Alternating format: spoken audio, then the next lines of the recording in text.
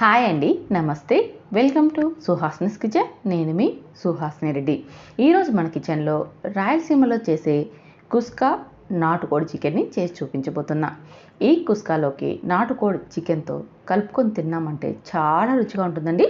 మనం చాలా రకాల ఈ మసాలా రైస్లను చేసుకుంటూ ఉంటాం కదా. ఒక్కసారి ఈ కుస్కాని ట్రై చేయండి. నాటుకోడి చికెన్లోకైనా లేదా మామూలుగా మనం బాయిలర్ కోడి చేసుకుంటాం కదండి, అందులోకైనా మటన్ కర్రీలోకైనా చాలా అంటే చాలా బాగుంటుంది. లేదా మనం ఉత్తినైనా ఈ కుస్కాని మసాలా కర్రీస్తో ఏ కర్రీస్తో అయినా తినేయచ్చు, అంత బాగుంటుంది. అలాగే ఇందులోకి నేను చేసిన నాటుకోడి చికెన్ని కూడా ఒక్కసారి ట్రై చేయండి నా స్టైల్లో. చాలా అంటే చాలా బాగుంటుంది. చిక్కటి గ్రేవీతో చాలా రుచిగా ఉంటుంది. ఇంకెందుకు ఆలస్యం, ఒక్కసారి చూసి ట్రై చేయండి. ఇందుకోసం ముందుగా మనం రైస్ను ప్రిపేర్ చేసుకుందాం. ఇందులోకి 3 ఇంచుల అల్లంని, అలాగే ఒక 20 దాకా వెల్లుల్లి రెబ్బల్ని వేసుకోవాలి. కాస్త వెల్లుల్లి రెబ్బలు ఇవన్నీ కూడా ఎక్కువ వేసుకున్నామంటే చాలా బాగుంటుంది. అలాగే ఒక పెద్ద సైజు ఆనియన్ని, 4 పచ్చిమిర్చిని, 2 టమోటాల్ని వేసుకోవాలి. అలాగే ఇందులోకి కొత్తిమీరని వేసుకోవాలి. కొత్తిమీర కొనల్ని, ఆకుల్ని మాత్రం నేను చిన్నగా కట్ చేసి పెట్టాను. ఇలా మనకి కాడలు ఉంటాయి కదండి, ఆ కాడల్ని ఇలా మనం మసాలాలోకి గ్రైండ్ చేసుకుందాం. చూడండి, ఇలా మెత్తని పేస్ట్ లాగా గ్రైండ్ చేసుకోవాలి. ఇందులోకి వాటర్ వేయాల్సిన అవసరం లేదండి. ఇలాగే మెత్తగా గ్రైండ్ చేసి పక్కన పెట్టుకోవాలి. ఇప్పుడు స్టవ్ మీద కాస్త వెడల్పుగా ఉన్న గిన్నెని తీసుకొని కాస్త బటర్ని లేదా నెయ్యినైనా వేసుకోవచ్చు. ఇక్కడ నా దగ్గర బటర్ ఉండడం వల్ల బటర్ని యాడ్ చేస్తున్నాను. మీరు కావాలంటే ఇదే ప్లేస్లో నెయ్యినైనా వేసుకోవచ్చు. సగం నెయ్యి, సగం ఆయిల్ అనమాట.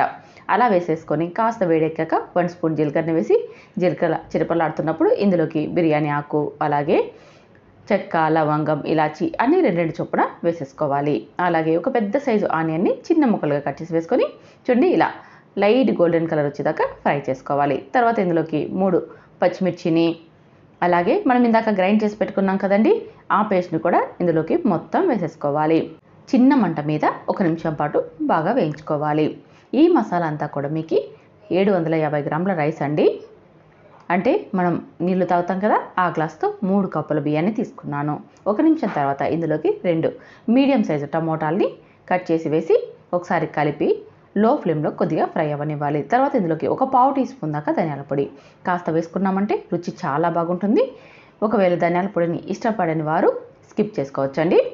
ఈ ధనియాల పొడిని కూడా 1 నిమిషం పాటు వేయించుకున్నాక ఇందులోకి ముందుగానే కడిగి నానబెట్టుకున్న బియ్యాన్ని వేసుకోవాలి. ఒక 20 నిమిషాలు లేదా ఒక 30 నిమిషాల దాకా బియ్యాన్ని నానబెట్టుకున్నామంటే రైస్ అనేది మనకి బాగా పొడి పొడిగా వస్తుందండి. ఇక్కడ నేను నార్మల్ రైస్ని తీసుకున్నాను. బాస్మతి రైస్ అయినా మీరు వేసుకోవచ్చు, కాకపోతే నార్మల్ రైస్తో అయినా మనం తయారు చేసుకోవచ్చు. ప్రతిరోజు కూడా మన దగ్గర బాస్మతి రైస్ అవైలబుల్గా ఉండవు కదండి. మన ఇంట్లో ఉన్న రెగ్యులర్గా వంట చేసుకునే ఆ బియ్యంతోనే మనం కుస్కాని బాగా టేస్టీగా తయారు చేసుకోవచ్చు. ఇలా రైస్ని వేసేసి కొద్దిగా కొత్తిమీర తరుగు, పుదీనా తరుగును వేసి ఇదంతా బాగా కలిసేలాగా ఒకసారి కలుపుకున్నాక ఇప్పుడు ఇందులోకి మనం ఏ కప్పుతో అయితే బియ్యం తీసుకున్నామో అదే కప్పుతో 2 కప్పుల వాటర్ని యాడ్ చేసుకోవాలి. ఇక్కడ నేను 3 కప్పుల బియ్యానికి 6 కప్పుల వాటర్ని, రుచికి సరిపడ ఉప్పును వేసేసి ఇదంతా బాగా కలిసేలాగా కలుపుకోవాలి.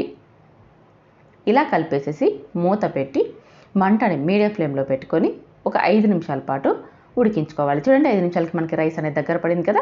ఇప్పుడు పైన కాస్త బటర్ని కానీ నెయ్యిని కానీ ఒక 2 స్పూన్ల దాకా వేసి కొద్దిగా కొత్తిమీరను, పుదీనాను కూడా పైన చల్లుకొని మూత పెట్టి లో ఫ్లేమ్లో మరొక 5 నిమిషాల పాటు అలాగే ఉండనివ్వాలి.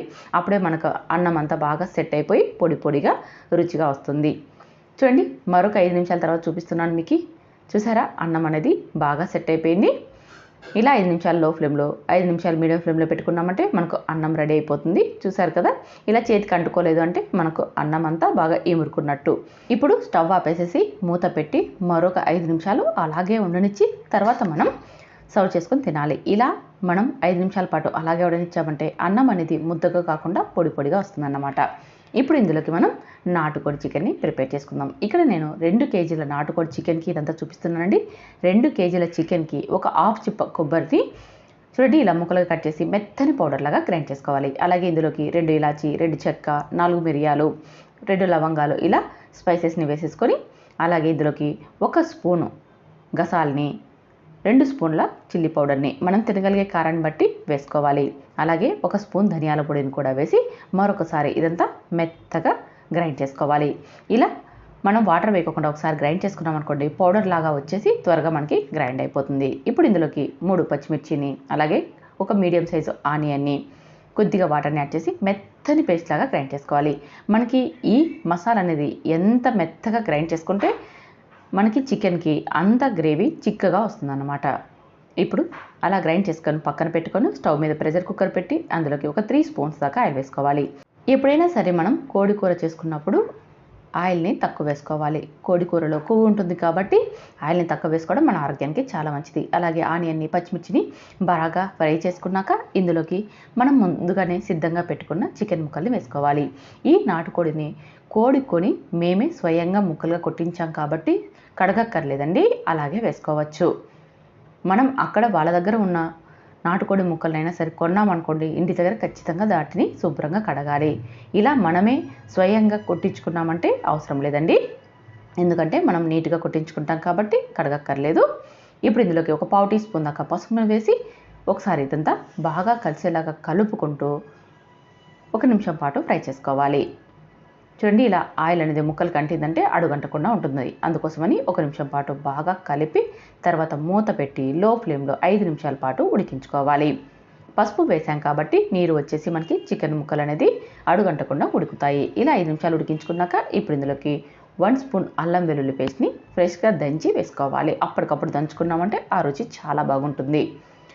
ఇది కూడా 1 నిమిషం పాటు వేయించుకున్నాక ఇప్పుడు ఇందులోకి కట్ చేసుకున్న ఒక మీడియం సైజు టమోటాని వేసుకోవాలి, లేదా 2. చూడండి, పెద్ద టమోటా అయితే 1 వేసుకోండి, చిన్నవైతే 2 వేసుకోండి. అలాగే మనం గ్రైండ్ చేసుకున్నాం కదండి, ఆ మసాలా పేస్ట్ అంతా ఇందులోకి వేసుకోవాలి. అలాగే గ్రేవీకి సరిపడా వాటర్ని కూడా యాడ్ చేసుకోవాలి. గ్రేవీ ఎంత కావాలి అంటే మనం తీసుకున్న చికెన్ ముక్కలు అనేది మునిగేంత వరకు పోసుకోవాలి. ఈ నాటుకోడి చికెన్ అనేది ఎప్పుడూ కూడా మనకి గ్రేవీ ఎక్కువ ఉండాలి. నాటుకోడి పులుసు అంటుంటాం కదండి, అలా అన్నమాట. ఈ కూరలో పులుసు ఎక్కువ ఉంటేనే చాలా బాగుంటుంది. అందుకోసమని గ్రేవీ అనేది ఎప్పుడు కూడా ముక్కలు మునిగేంత వరకు పోసుకోవాలి. లేదంటే ఒకసారి ఇలా కలిపి మనం చూడండి గ్రేవీని చెక్ చేసుకున్నాం అనుకోండి, అప్పుడే మనకి తెలిసిపోతుంది. చూస్తున్నారుగా, ఈ విధంగా గ్రేవీ అనేది ఈ విధంగా ఉండాలి. రుచికి సరిపడా ఉప్పును వేసుకొని ఒకసారి ఇదంతా బాగా కలిసేలాగా కలిపి, ఒకవేళ గ్రేవీకి మనకి ఇంకాస్త వాటర్ అవసరమైతే వేసుకొని ఇందులోకి నేను చెప్పాను కదండి, కోడిని మేము అప్పటికప్పుడు కొట్టించామని, అక్కడ మాకి కోడి రక్తం కూడా వాళ్ళు పట్టించారు కాబట్టి ఆ రక్తాన్ని కూడా మనం వేసుకోవాలి. మొత్తం అంతా కలిపాక పైన వేసుకోవాలండి. ఈ రక్తం వేసిన తర్వాత కూరని కదపకూడదు. అలా కదిపేసామంటే ఈ రక్తం అనేది కూరలో మొత్తం కలిసిపోతుంది. అలా కదపకుండా ఇలా పైన వేసేసి మూత పెట్టి 4 విజిల్స్ వచ్చేదాకా ఉడికించుకోవాలి. మంటని మీడియం ఫ్లేమ్లో పెట్టుకొని 4 విజిల్స్ వస్తే చాలండి, కర్రీ అనేది ఉడికిపోతుంది. అంటే మనం తీసుకున్న కోడిని బట్టి ఉంటుందన్నమాట. లేత కోడి తీసుకున్నాం అనుకోండి 4 విజిల్స్ సరిపోతాయి.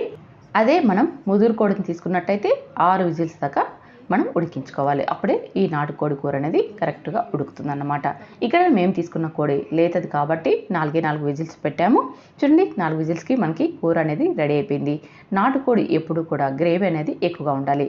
అలాగే నాటుకోడిలోకి ఖచ్చితంగా కొబ్బరి పేస్ట్ని వేసుకున్నామంటేనే గ్రేవీ చిక్కగా టేస్టీగా వస్తుంది. చాలామంది కొబ్బరి పేస్ట్ వేసుకోవడం మంచిది కాదు అనుకుంటూ ఉంటారు. కాదండి, ఈ నాటుకోడి కూరకి కొబ్బరి పేస్ట్ని వేసుకున్నామంటే ఆ రుచి చాలా బాగుంటుంది. ఒక్కసారి నేను చేసిన విధానంలో నాటుకోడి కూరను, కుస్కాను తయారు చేసి తిని చూసి మీకు నచ్చితే లైక్ చేయండి, షేర్ చేయండి. ఇలాంటి వంటకాల కోసం సుహాస్నిస్ కిచెన్ని సబ్స్క్రైబ్ చేసుకోండి. Thank you for watching.